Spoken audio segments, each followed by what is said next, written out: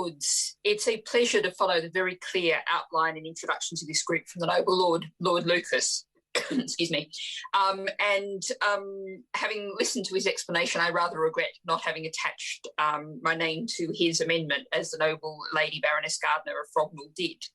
I think he really has nailed the key problem with this bill, the reason for many of these amendments, which is that the government's focus on employers and presumably existing employers really fails to explain how a local skills improvement plan can actually help an area to improve.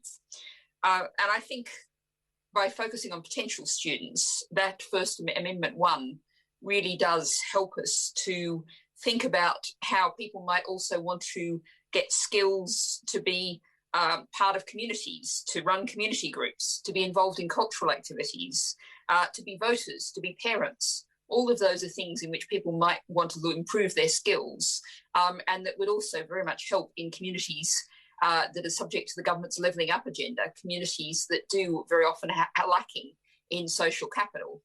And if we think about skills that pretty well every community is short of, any community group that any noble lord has ever known, finding a treasurer, someone who's prepared to take on doing the books, even if there's not much money in those books, is skills that pretty well every community needs, but may not be actually a business need.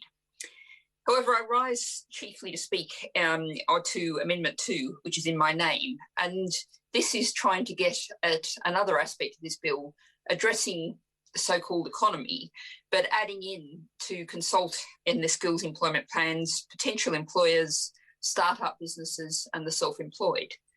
Now, looking at the figures from the last pre-COVID time, there were 5 million self-employed in the UK, up from 3.2 million in 2000. They are a very major part of our workforce, and what they may need to help them run, if they're businesses, if they're running a business, to help them find work, to help them improve the work that they find, is not necessarily going to be reflected by the employers in a town. And I think here of a very old-fashioned term, perhaps, of a company town. And a few years ago, I visited Barrow in Furness, and there, by far, a massive scale of many thousands, the top employer is, of course, the shipyards. And the next two biggest employers, around about 1,000 each, was the largest supermarket and the local hospital. Barrow in Furness clearly, as I was saying when I was there, needs to diversify its economy, needs to develop things like potentially local food growing, tourism businesses, all kinds of different objectives. But how are those three top employers going to provide advice on the skills needed for that?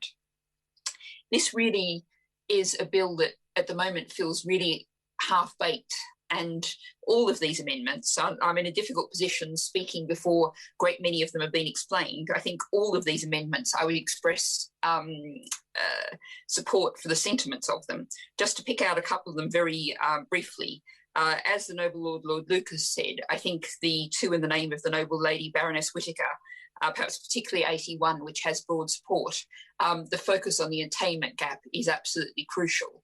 We have had many people whom schooling in the past has failed, and they need support. They need the right kind of courses, the right kind of way to improve their skills, to lift their skills, not just for their jobs, but for their lives.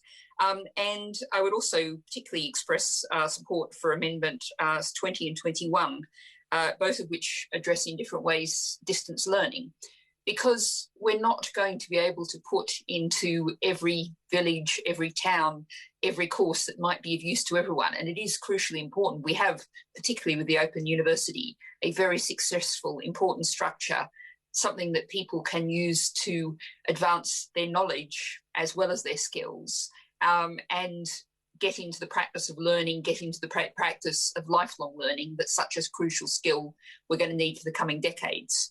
So, my lords, I think what the number of amendments to this clause really shows is the government hopefully will go away having listened to today's debate and think about how it can improve not just the bill, but it's thinking about how we do provide the skills needed for a very different age. Thank you, my lord.